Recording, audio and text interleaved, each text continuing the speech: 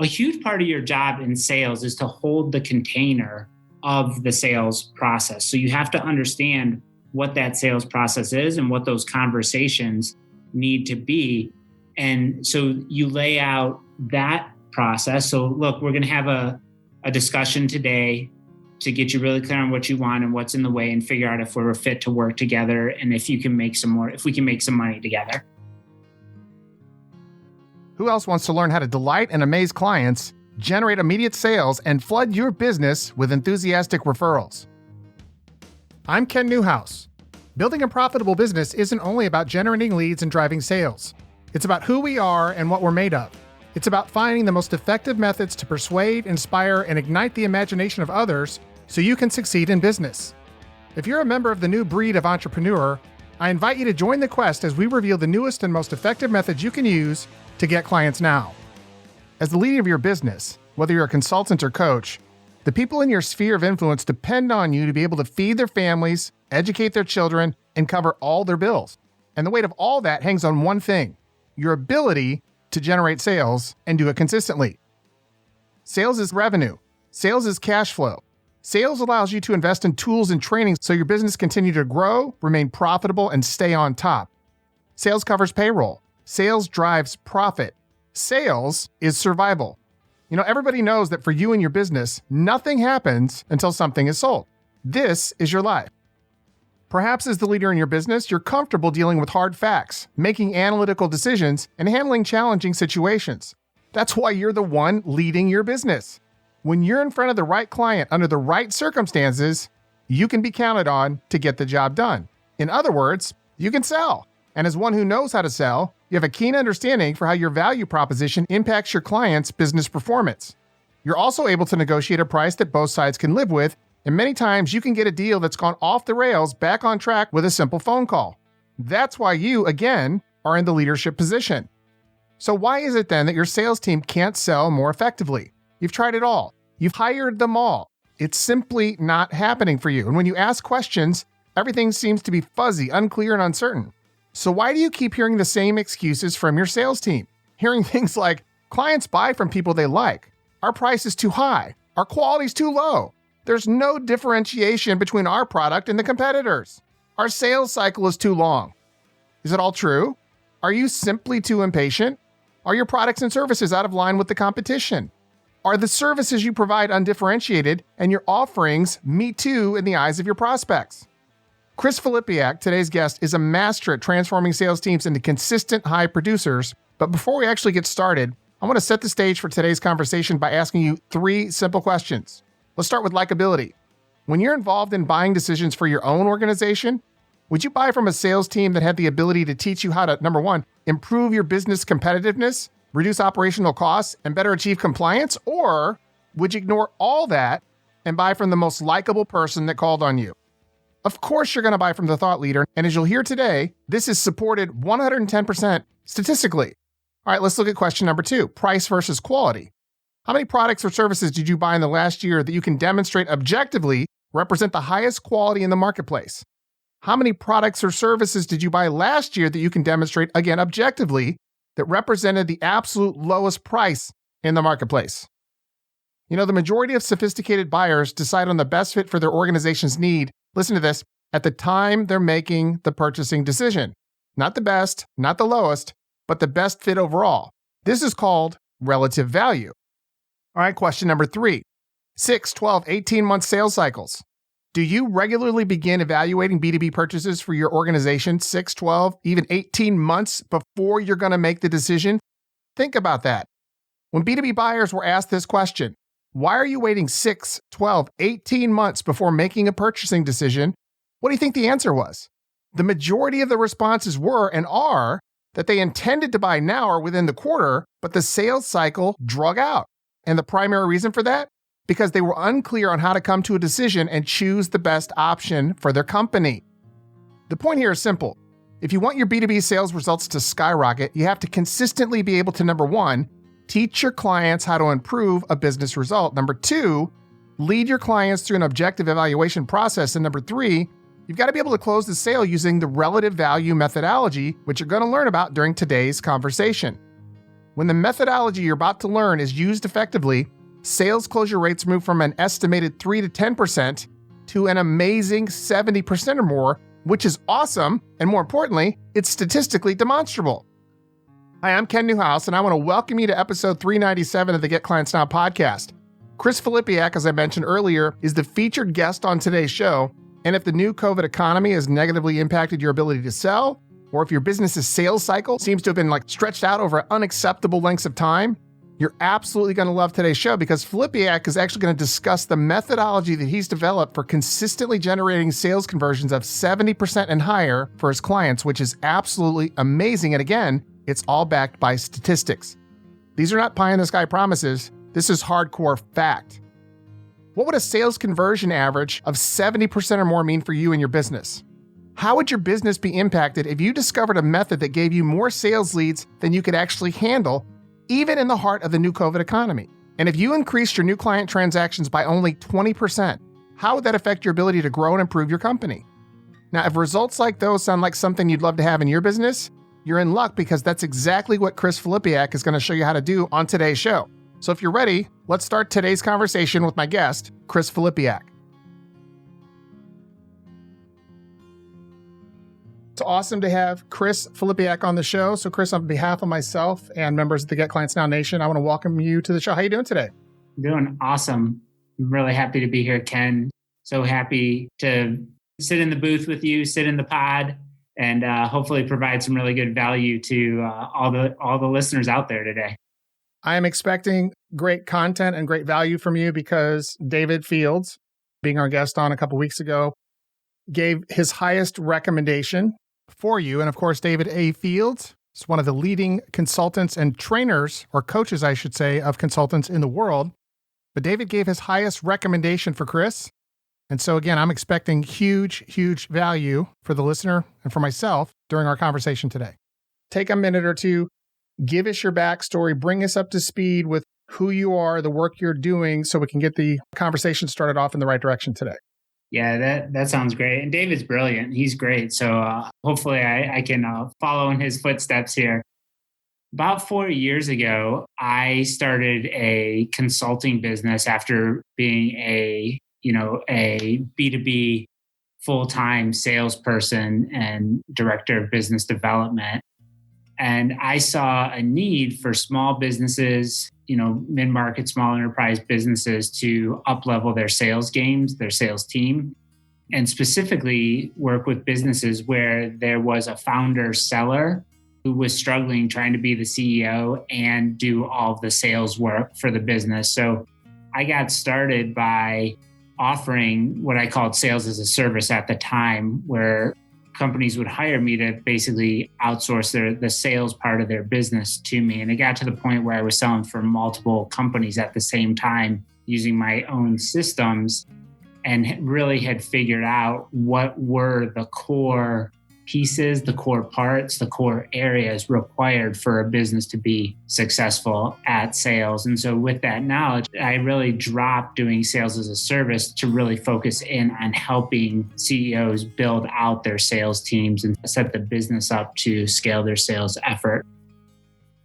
And so, when it comes to increasing the value of your business, it's really about helping your clients, but also making sales. And making sales comes down to two things, which is creating conversations and having powerful sales conversations that win new clients. And if you don't have the structure in place to do that consistently, like day in, day out, I say make sales daily, then your business is going to struggle. And there's all sorts of effects negative effects that come out of that. And so that's the core of what I help people with, is really develop the business's competence around making sales. And part of that, is about getting a team in place and up and in a daily motion. Yeah, and you work with teams of all sizes, anywhere from say 2 or 3 people who do selling all the way up to like dozens and dozens of people. So your gamut is pretty wide. And that's one of the things that you brought out a really good point, Chris. We're all in business to make a profit on purpose. And so, we can always get more clients, we can always make more money, but we can't get more time. And so to be able to take your sales team, and even if you're a sales team of one, you might be a solopreneur. I know some consultants are when they first start off, but the fact remains is you got to sell to stay in business unless you're just independently fabulously wealthy and your consulting business or your coaching business is more of a hobby. You've got to bring in revenue in order to keep your business not only surviving, but to thrive. You got to generate revenue. But let me ask you this. What's something about you that the marketplace, maybe even your favorite clients don't know about you, but you'd like my listener to know? That's a good question. I think what I want people to take away from me is an understanding that I am deeply technical, right? Like I have an engineering background, like I have an academic value system, like I study, I read, right? I know the technical stuff. And I had a point in my career and my growth where I realized like that wasn't moving me forward. Like I wasn't hitting my potential. And so I had to really spend some time understanding what was going on with my thoughts and my psychology that was preventing me from accessing or using the technical knowledge that I had in a way that could create a return for myself. So for me, it's the ability to really feel deeply and really understand how impactful, especially in sales, your thoughts and your feelings affect the outcomes that you're creating. And that's part of, and we might get into this, but it's one of the reasons why I'm really on this mission to make sales synonymous with love, right? Because when you're talking about sales, there can be a lot of fear, worry, self-doubt that goes into that neediness. And if you can shift that into a different place, that is the game changer for your sales efforts. So, I think that's what I want people to know about me, that I bring that to the sales excellence. Like the sales excellence piece is there, no problem. But really that sales feeling, that sales mindset, the mindset, how to think. I'm kind of hesitant to use the word mindset because it's in the culture, right? Like the genie's out of the bottle on mindset, and everyone is talking mindset these days. And I think that it means different things to different people. But I think the way that I like to talk about it, it's just understanding how to think, right? Like based on like the law of cause and effect, and keep the thoughts that make it difficult to make decisions in your business, have some methodology to work with that. I think it was Napoleon Hill who referred to that as accurate thinking or right thinking. And so getting yourself to think right before you go into any situation.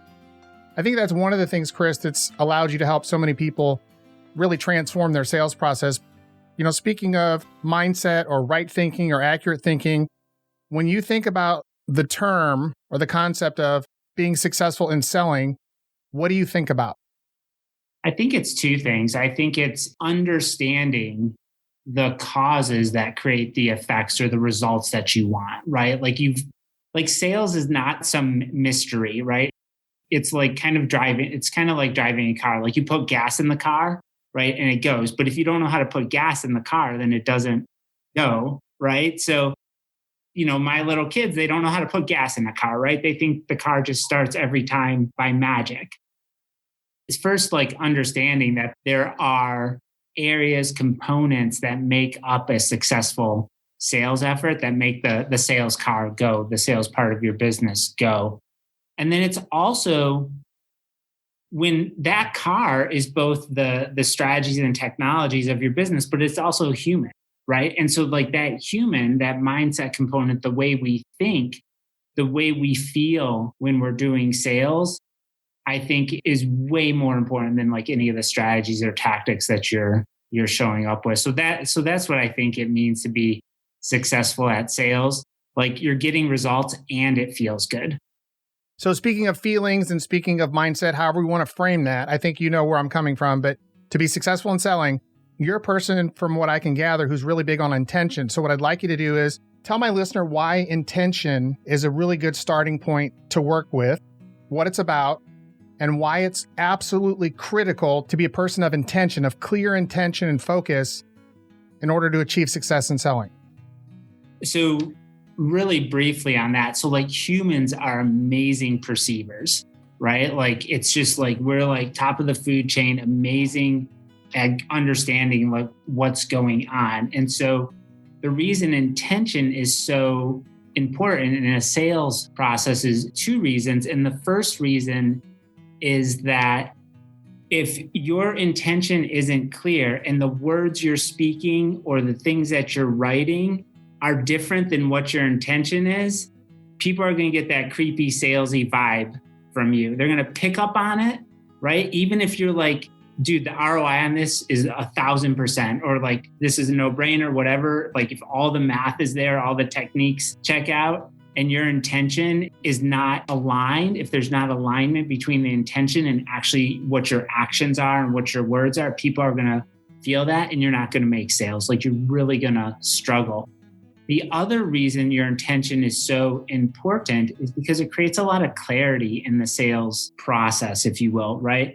Like this is why people work with my clients and they're always telling me that, look, Chris, our sales cycle times are really long. Our conversations go off track. People ghost our calls, right? And that can be traced back to not having a clear intention on what you're doing in any one conversation, right? And creating essentially like confusion in your sales process, either for yourself, like you're confused about what you're doing, or for the buyer. So like every conversation, every time you get on the phone or email or social media, or like even like this podcast, like you and I got clear on our intention about what we were doing on this podcast, who we're trying to help, who the audience is, and like what the conversation is going to be ahead of time. And then when we're in the conversation, there's really good clarity around that. So that's why intention is so important. And it just, as a bonus, as a third bonus, it makes it easy for the salesperson, right? Where they're less emotionally attached to trying to get the person they're talking to like them, need them, buy from them. It's like, look, my intention is to show up and help you, or my intention is to ask for a referral, or my intention is to just say hello, or whatever the intention actually is. And then it's like, you just show up in that space with that intention. And there's like, you can show up really neutrally in that space because you've created that clarity for yourself. So then let's do this. You've brought that to the surface. You've brought clarity to that, but I want you to compare and contrast our intention and the importance of that with helping our clients or prospective clients, people who have already hired us and we're trying to maybe service them or actually sell them another service, or in fact, a prospective client, someone we haven't sold yet, helping them get clarity on what they want. What's the difference between the two? Because I think once in a while, probably not most of the people listening, but I know there are enough people who are listening who get a little confused on those two. So give us a little clarity on that. Yeah, for sure. So most of the sales books out there, most of the sales trainers out there are trying to drive it from I have to sell this person, right? So the salesperson is showing up to sell every single person and doing whatever they can to manipulate the conversation to get that person to buy from them, whether they want to or not. So they're showing up with an intention to make a sale, okay, in an individual conversation. Whereas if your intention is to really help the other person, which I think is where you're coming from, love and a place of service, when your intention is to show up to help someone, you can be clear that the way you help someone in a sales conversation is not by solving their problem or this whole provide value thing. Like I have to like give you something. What the gift is in selling is the conversation itself, right? So if the intention is to show up and help someone, and you understand that the gift or what the help looks like in a sales conversation is the conversation, and what you're doing in that conversation is helping someone get clear on what they want and what's in the way, and bringing that clarity around those two things, then that person can make a decision what to do about that. From a very young age, we're taught that we're not allowed to want what we want. Like our parents talk about wants and needs. We can't have this because we don't have enough money, right? There's all these limits placed on us as children about what we want. So I think that's why giving that in a conversation and holding the conversation for the other person is extremely valuable. So the intention really, when I do sales, when I teach sales, is the intention is to help the other person. And the way you're helping them is with that question, creating clarity on what they want and why aren't they getting it. That's really a very important topic that you brought, and it's going to be one of my questions here in a few minutes. Steven Shapiro wrote a book. You're probably familiar with it. It's called Invisible Solutions, and it's about how to ask the right questions, because asking better questions gives you the opportunity to formulate better solutions. Phenomenal. I mean, it's one of the best books I've read, but it's amazing. It's weird that I'm reading other books and then I have a guest on who's nailing it just like this other guy is. And so that's, I think, again, one of the attributes of your success, being able to help so many people. Now, we're going to move into a section of my show, Chris. What I want you to hear in your mind is the Jeopardy music playing in the background. And then these are my rapid fire bullet questions. I'll make a simple statement, or I'll read a sentence, and then I'll say go. And I want you to take a minute, minute and a half. If you have to go longer, you can. I try to really hammer and put the pressure on my guest. You ready for the challenge? Sounds good, Alex. All right, here we go. As it relates to the sales conversation, here's the first bullet. Intros and open. Go. Yeah, so the intro and open when you're setting up a sales conversation is really just setting the game plan and the intention for the conversation itself. It should happen in probably less than a minute, but it's, making sure you understand who's in the room, because sometimes there'll be some other people in the room. It's about checking how you are on time, finding out if there's anything new. It's about, like I said, clearly setting the intention. This is what some people, you can call it an agenda, in getting agreement ahead of time on what we're going to do. And then in a sales conversation, what's so great about doing it that way is that it creates a lot of safety for the other person, and it demonstrates your expertise and your authority. That's why, if you know how to have a sales conversation, you don't have to have a separate value and rapport step, right? Because you're look, I'm building value and rapport by showing you how to have a sales conversation. So that's intros and open. So I don't actually train people on how to sell, but obviously I have to know how to sell to do this. And I think just in my experience, and you probably know better than I do, because that's what you do specifically for a living, I think a lot of people miss this step. I think a lot of people just bypass it with assumptions, move right into maybe their pitch or their presentation, whatever it is. They just completely ignore this initial first step. And I think it's, really critical. You've done a tremendous job pointing this out. It was the articles that LinkedIn had you write. So it was that series that you wrote was really good. Okay, here's bullet number 2. So as it relates to the sales conversation, permission. Go. Yeah, so permission is all about not assuming that you can just pitch all over people, right? And just going hey, is it cool if we have this conversation, right? And especially in a cold call situation or any conversation, it's going hey, do you want to talk now? Right? When I call you on the phone, I don't like to people be hey, you got 2 minutes, right? That's manipulative. Anything where you're changing your behavior to try to get a reaction from the other person is manipulative. I rather just be upfront and go hey, is this a conversation that you want to have now? Right? Or do you want to schedule something for later on? How are you on time? Right? Let the other person tell you how they are on time. And that's what I think of in the permission step. It's just, again, it creates more safety and it flips the conversation onto the other person.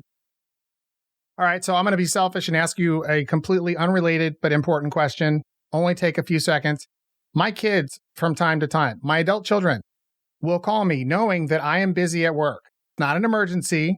My whole thing was, hey, could you at least ask if I have a minute or two to talk before you go? When I say hello, I always answer for my kids unless I'm in the middle of doing a podcast or whatever. I'm hey, can you at least ask me if I have a minute or two to talk instead of just going right into it? So based on what you just told me, what's a better way for them to approach me based on what you just said, instead of, number one, obviously just diving into the conversation without even asking if I have time. Yeah. But instead of saying, hey, you got a minute, Dad? What's the best way they should approach me? Because I'm going to use this on them and tell them, this is how I want to be approached. this works good with partners and wives too, or husbands. And so the best way to do it is to go, hey, Dad, are you available for a conversation? You either say yes or no. If you say no, then you go, hey, Dad, when are you available for a conversation?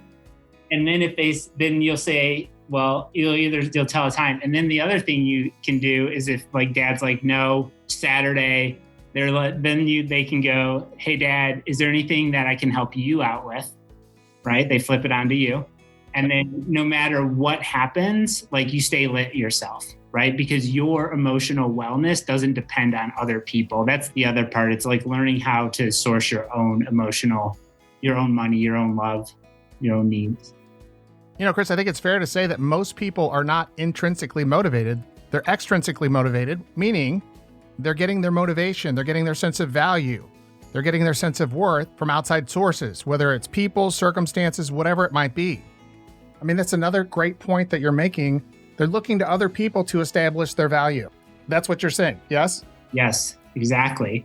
They don't have to be that way, but that's the way I think our culture has taught a lot of us to be is you do this establishes your value.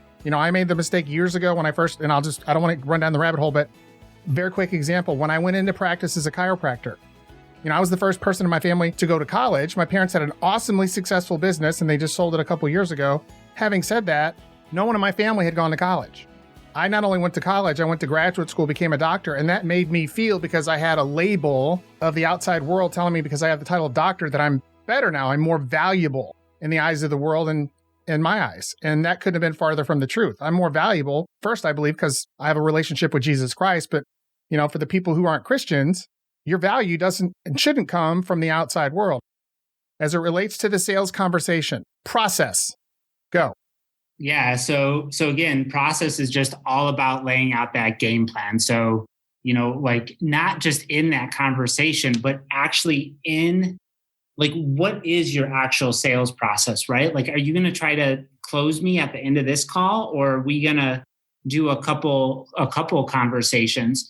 So like with my sales process and what I teach my clients, and this is customized for whatever your exact selling situation is, but it's kind of like a 4 conversation workflow, right? So like, what are the plays we're creating to generate leads? Connection call, strategy session, or strategic discovery, not strategy session. That term's been ruined, but like really a discovery. And that's the actual, like, that's where we get people clear on what they want, and then creating a conversation and then actually opening up the business. And so a huge part of your job in sales is to hold the container of the sales process. So you have to understand what that sales process is and what those conversations need to be.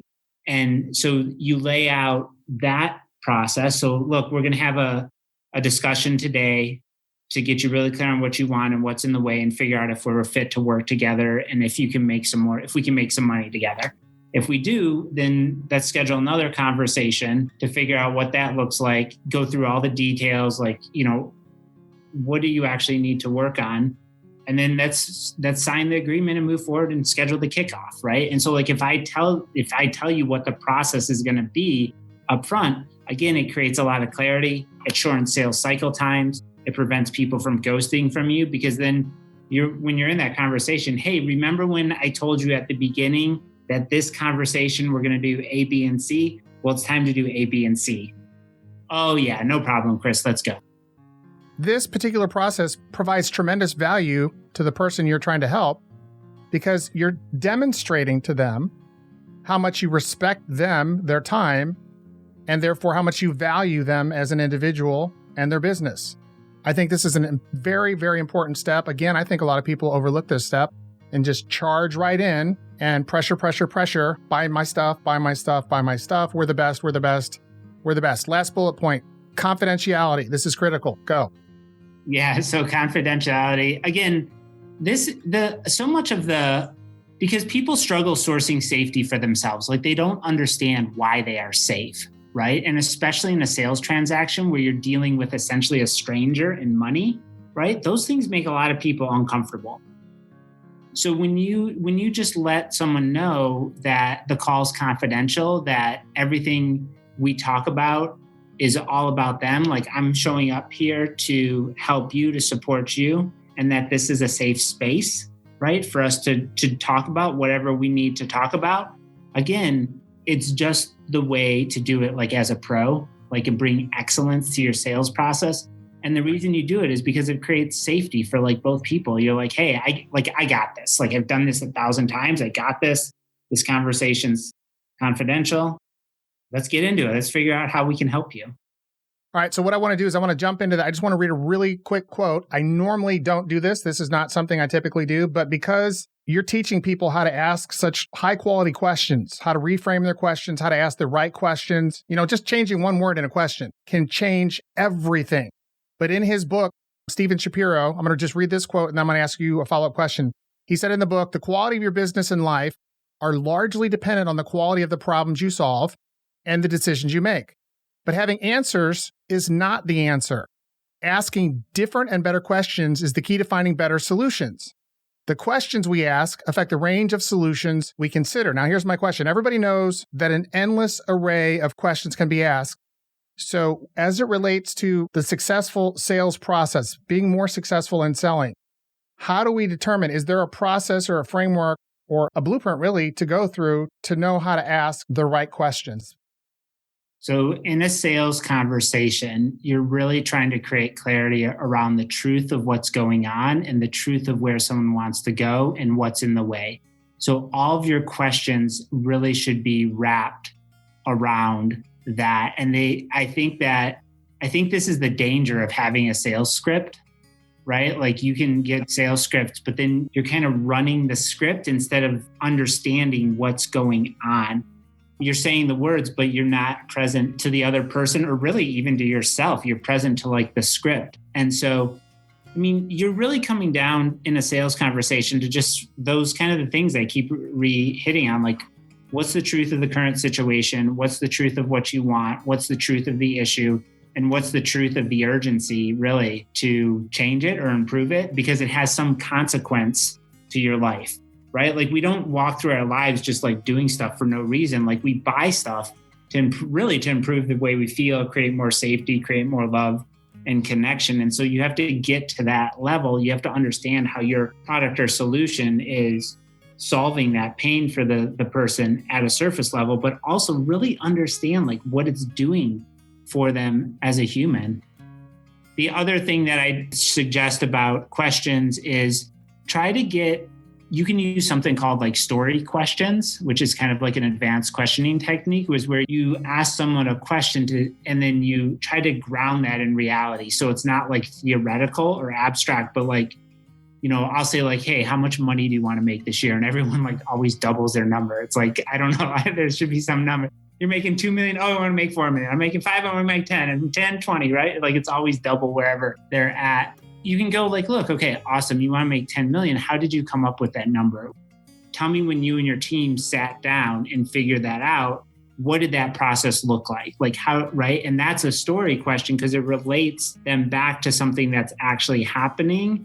Tell me an example of when you had this issue. Tell me an example when your sales team lost a deal. Like, hey, our sales team lose deals at 80%. Okay, great. Tell me about an exact situation. Right. And that creates a different richness to your questioning and allows you to go deeper in understanding faster. Yeah. And it also takes them deeper into the reality of their situation versus just giving you rote, superficial answers. For sure. That is like super high level communication skills, forcing the other person to engage with you and open up.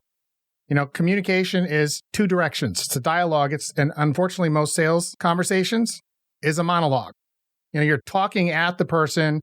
And I think the framework which you've developed is brilliant because of the fact there's so many different angles you're able to help the people you're coaching dive into the conversation with the prospects or even their existing clients to really bring them into the conversation, that sales conversation, and really improve the overall sales. Okay, a couple more rapid fire bullets. We have segued toward the end of the sales conversation. Okay. These bullets relate to that. The summary. Go. The first part of the sales conversation is really you should be almost doing very little talking, right? It's just about you should either be asking questions, asking story questions, or telling stories and listening. Like there should literally be nothing about you or your company at all.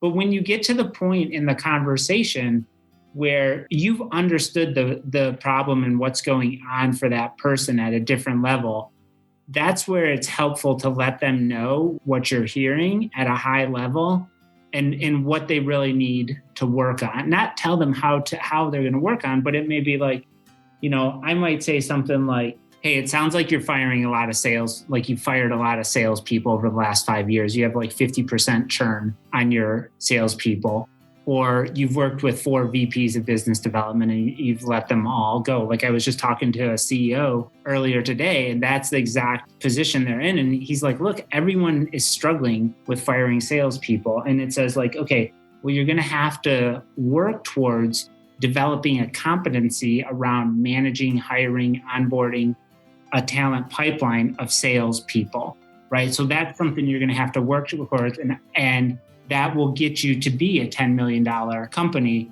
Is that, I think I feel like I can help you with that. Like we're a good fit to work that and solve that together, right? And so now you're summarizing kind of what they want, what the issue is in the way, right? And kind of providing them what they need to do, but without developing like a sales talent pipeline for them. So that's what the summary is all about. All right, here's the last bullet question as it relates to wrapping up or moving into the end stage of our sales conversation. The next step, go. Oh man, the next step, this is where conversations go sideways all the time. So the next step is super simple. And David A. Fields actually has great thought leadership around this too. But basically, I think of the next step, again, if you go back to your intention, like when I help people set intentions, I also help them set like what I call like a key move.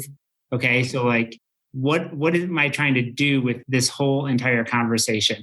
And so whatever that key move is, like you make that key move during the conversation.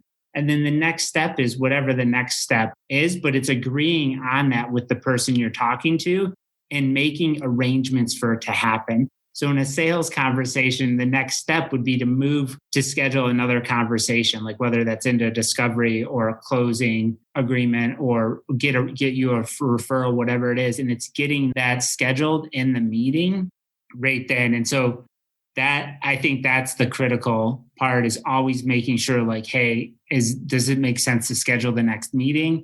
Okay, let's go ahead and get that scheduled. Again, clarity, right? Like this sales process should be like on rails. The client can get off anytime, right? Like if the lead or the prospect doesn't want to ride the train anymore, awesome. But from the company, from the salesperson, like we're on rails, we're going on a journey to figure out if we can improve your business together or not, right? And so next stop is this. The train's being there at 6:30 a.m. Do you want a ticket or not? All right, a couple more questions and we're going to wrap it up. What's the best piece of advice you've ever gotten on selling, and who gave it to you? Let me think about this. I think the best piece of selling advice I ever got came from one of my key mindset coaches, Tristan Gutner. And there was kind of a light bulb moment where I realized that selling is really about helping someone, right?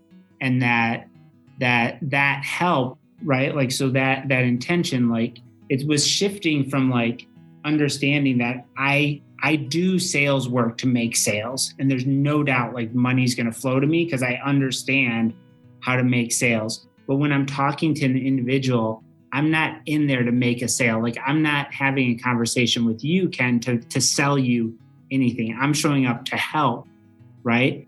And that help in a sales conversation, again, is around creating that clarity and creating more awareness for what's going on in your business.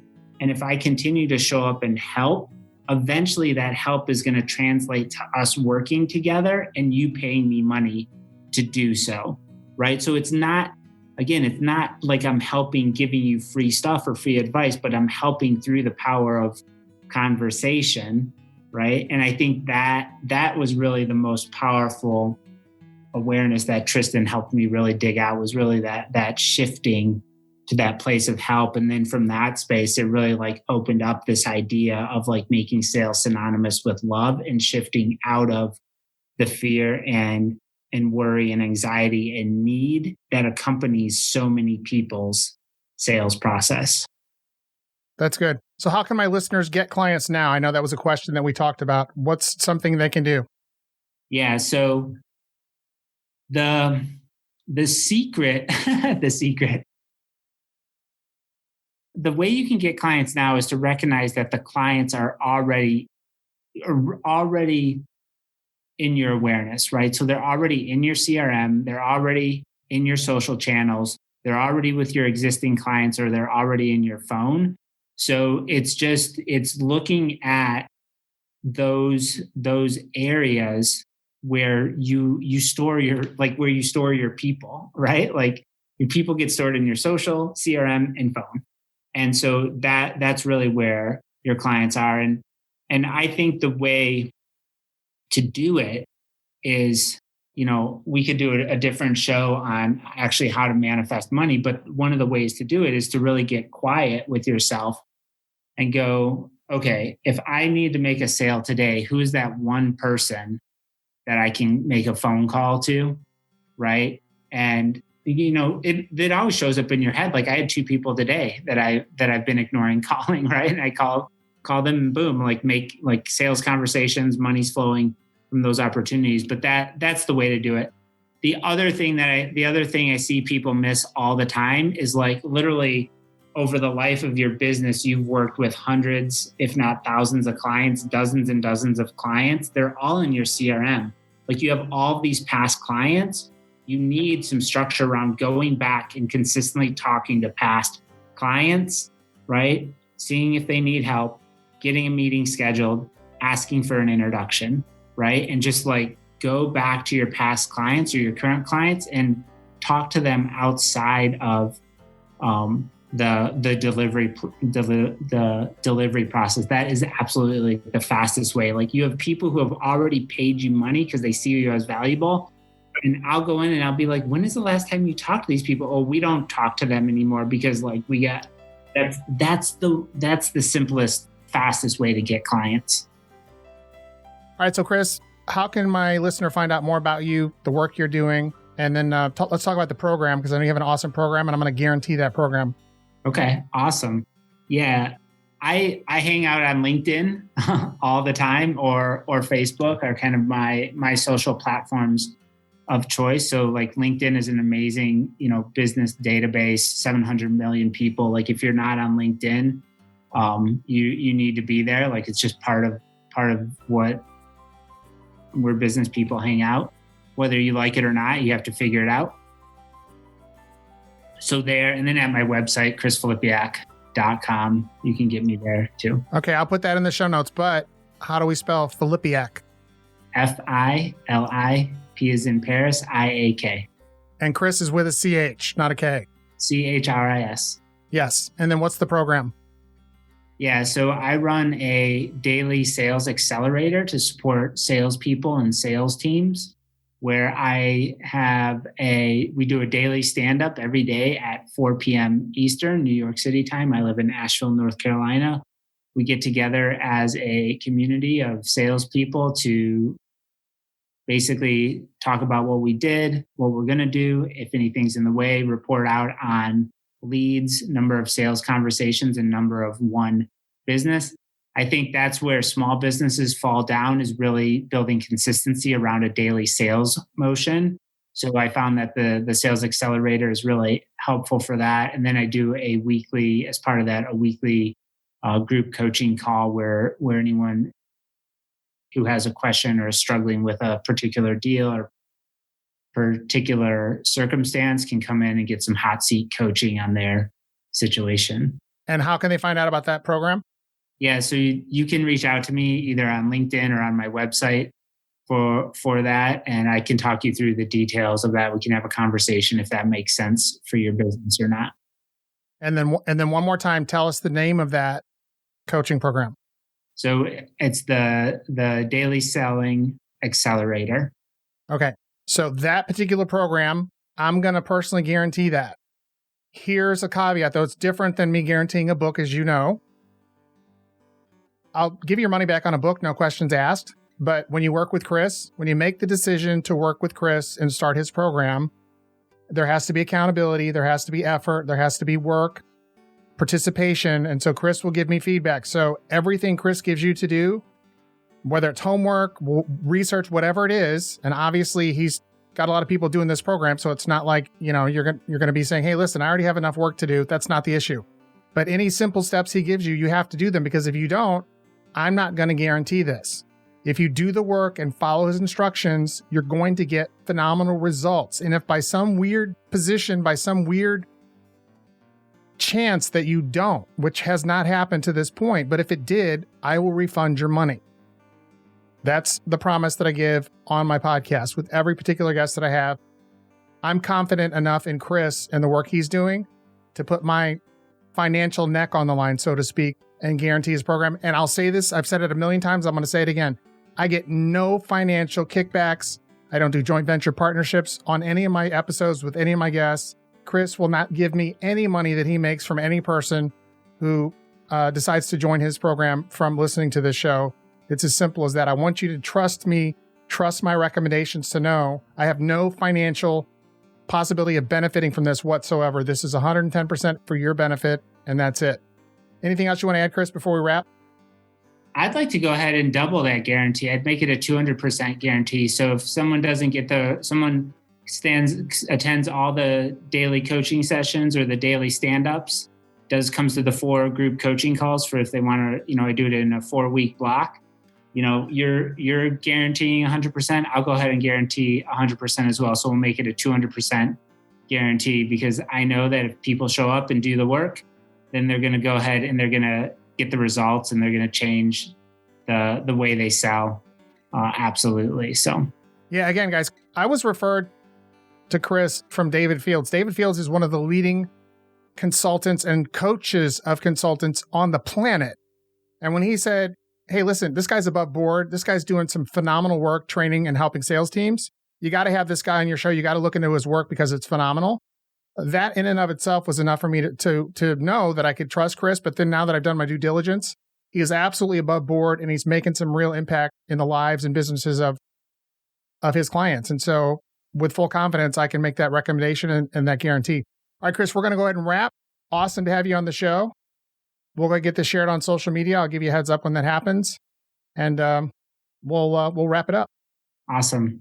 So the pleasure was all mine. It was really great to be here. Thank you so much for having me on the show, Ken.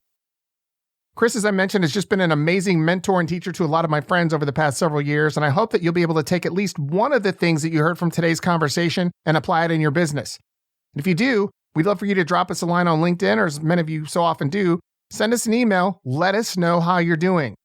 When I started this podcast 4 years ago, the standard for using your podcast to generate B2B sales was virtually non-existent for podcasters. In fact, I had a difficult time generating new business from this podcast for the first 11 months, as many of you know, which is ironic because it's one of the primary reasons that I actually launched the Get Clients Now podcast, which was to get new clients. And so learning Chris's methodology for increasing my B2B sales success has been instrumental in my success, both as a podcaster as well as in creating the Profitable Podcast Blueprint. So in your case, you might not actually be using a podcast to bring in new clients into your business, but you should still consider implementing Chris's sales methodology in your business. So it's my hope that today's conversation is going to get you and your organization thinking that way. And I want to encourage you to take advantage of the opportunity to work personally with Chris to improve your sales team's effectiveness, even if your sales team only has one person on it. Maybe you're a solopreneur, which a lot of you are. Remember, I'm personally guaranteeing Chris's program as well as Chris. Chris literally doubled the guarantee. So this is a double your money back guarantee. So you can actually invest in his training with zero risk. You're going to get phenomenal results, or you're going to get double your money back. In addition to all that, I also want to recommend several related episodes to today's conversation. One of those is episode 395. Discover how a former shoe store clerk cracked the business consulting code to become one of the most successful consultants in the world, and the best-selling author of The Irresistible Consultant's Guide to Winning Clients, as well as The Executive's Guide to Consultants, and that would be my friend David A. Fields. Fields, of course, is the preeminent thinker on how to sell consulting services and helping consultants get more and more valuable clients. So episode 395 is a wonderful complement to today's conversation. I'd also recommend episode 357, where best-selling author and one of the world's most recognized thought leaders in the B2B sales training space, Mike Weinberg, shared a sales framework and methodology he constructed specifically to help businesses drive sales and increase profits during the coronavirus pandemic. So as I mentioned before, if you're having any difficulty at all since the pandemic started, and if your sales process has literally been hijacked, it's been messed up by all that's going on with the COVID, there's so many helpful things that Weinberg talks about, not only in his book, Sales Truth, but in the conversation we had in episode 357 on how to engage prospects and clients in a way that can radically improve your sales conversions in the heart of the new COVID economy. So again, episode 357 with Mike Weinberg for that. And then finally, another awesome complement to today's conversation is episode 366 with Dr. Jonah Berger, best-selling author of the book Catalyst, as well as many other books, obviously. And during that conversation, Dr. Berger actually revealed the 6-step framework for getting B2B clients to say yes, to give you money and do what you want. And it was during that interview that Dr. Berger made a shocking confession on air for the first time. He said, "I was the least persuasive person I knew until I discovered the 6 steps for getting anyone to do anything that I want." Now, for me personally, number 4 was my favorite, and number 7, which we focused on during that particular conversation, was actually too controversial to use in his book. So, episode 366 is where to go for that.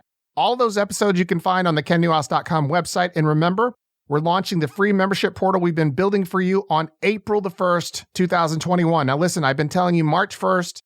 That's been my mistake. They're not going to be ready. It's going to be April 1st, 2021. And when we do the free launch, when we actually launch the free membership portal for you, you're going to be able to search the entire library of conversations we've had over the last 4 years on a variety of topics that are going to help you bring more high-value clients into your consulting business and keep them for a lifetime. And since I've been telling you it's March 1st and it's been my mistake, instead of the first 100 people to register for the free membership, I'm going to make it the first 150 people to register on April 1st. You're going to get a free copy of the updated version of my book, Profitable Again, as well as a copy of my newest book, Profitable Podcast Blueprint, which is going to be available on Amazon this week. So when you decide to register for the free membership on kennewhouse.com, you're going to have instant access to each of the conversations I've had with my guests, conversations which are going to be organized by topic, plus you're going to get access to my weekly strategy guide for consultants every Wednesday with special resources I think are going to be helpful for you. That's going to arrive in your email inbox. You're also going to get access to the notes from that week's episode, my personal library, the member cast, and all the free video and audio trainings that are going to be available for you on the website. And so when you register for the free membership on kennewhouse.com, I'm also going to give you access to the Profit Vault. This is my personal swipe file that I've collected over the last 20 years of the very best, hardest to find, almost impossible to find a lot of it, direct response, copywriting and marketing materials, advertisements, funnels, the whole 9 yards.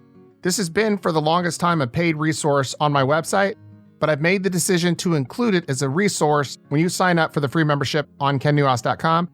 And so when you take advantage and register for the free membership on kennewhouse.com, you're going to have access to an amazing amount of incredible content, amazing information that's going to help you get more clients, build your business, and make more money, and amazing content. And speaking of amazing content, my guest next week is Steven Summers, and Steven's the founder and CEO of Perpetual Launch.